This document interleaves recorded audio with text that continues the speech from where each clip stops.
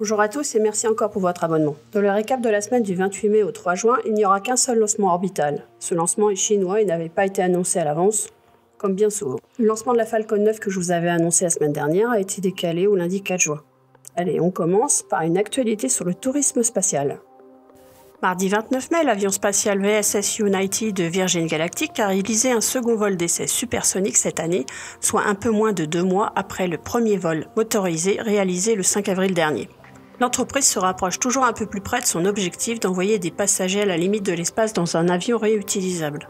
Pour ce deuxième vol d'essai, l'avion spatial était dans une configuration encore plus proche de sa configuration commerciale ultime. Après avoir été largué à une altitude d'environ 50 000 pieds par l'avion porteur VMSF, le Spaceship Two VSS Unity a allumé son moteur pendant les 31 secondes prévues et a propulsé l'avion à une vitesse Mach 1,9 et à une altitude de 114 500 pieds, un peu moins de 35 km. Le système unique de freinage du Spaceship Two a été déployé lors de la descente initiale, puis le VSS Unity a effectué un atterrissage en douceur sur la piste du Spaceport America au Nouveau-Mexique.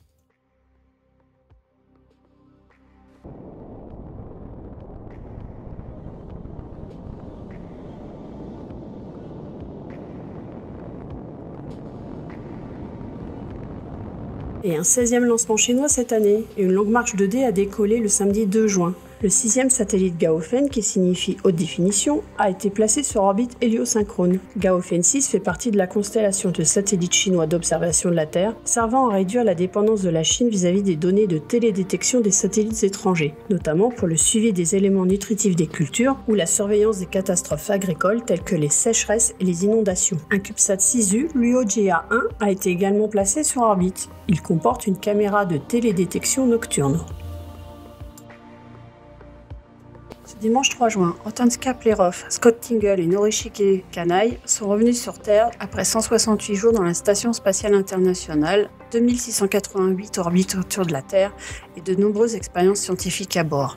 Ils étaient arrivés à l'ISS le 19 décembre 2017. Ils ont pris place tôt ce dimanche matin à bord du Soyuz MS-07 qui les avait amenés et l'écoutille a été fermée à 6h02 UTC. Le Soyuz MS-07 s'est désamarré à 9h16 UTC. Ils ont atterri dans la steppe kazakh à 12h39 UTC. Pendant leur mission, ils ont vu le départ des cargos de ravitaillement Progress MS-06 et MS-07 et du Dragon CRS-13, l'amarrage des cargos Dragon CRS-14 et Sinus OA-9. Scott Tingle et Norishige Kanai ont réalisé chacun une sortie dans l'espace, ainsi qu'Anton Sklaperov. Avec Alexander Mirsyokin, ce dernier a battu le record de durée en sortie spatiale à la Station spatiale internationale avec 8h13 minutes.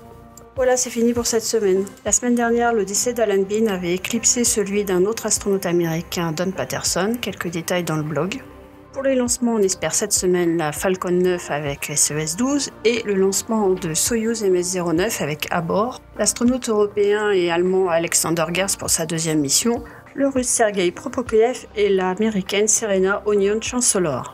Et semble-t-il un nouveau lancement chinois. Si l'espace vous intéresse, rendez-vous les 10 et 23 juin pour des Space Up. Détails et inscriptions sur spaceup.fr et le lien dans la description. Si vous avez aimé ce résumé, n'hésitez pas à mettre des pouces levés et à partager le lien. Merci pour vos commentaires sympathiques lors des précédents épisodes. Allez, à la semaine prochaine et continuez de rêver.